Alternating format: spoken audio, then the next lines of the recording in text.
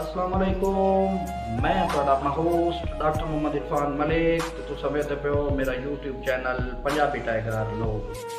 ਸਾਡੇ ਇਸ ਚੈਨਲ ਤੇ ਨਿਤ ਨਵੇਂ ਤੋਂ ਨਵੇਂ ਦੋੜੇ ਰਿਕਾਰਡ ਹੁੰਦੇ ਹਨ। ਜਨਾਬ ਤੁਸੀਂ ਮੀਰਾਂ ਤੁਸੀਂ ਬਿਰਾਵਾਂ ਤੁਸੀਂ ਦੋਸਤਾਂ ਦੀ ਫਰਮਾਇਸ਼ਾਂ ਤੇ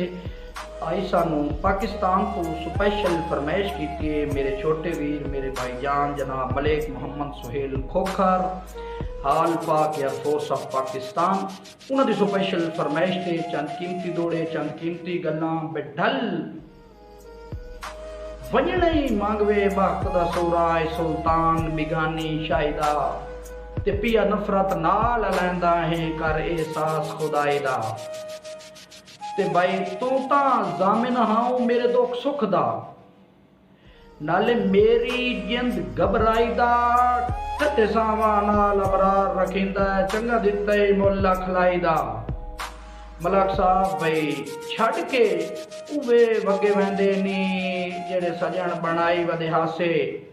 गिले शिकवे खेश कबीले असा सिर ते चाई वदे हासे ते जदा टेक ते एक तीर सौ रब दी ओ सारा मुल्क रुसाई वदे हासे बामे जुरत हया दी ना इतनी ताई संगत निभाई वदे हासे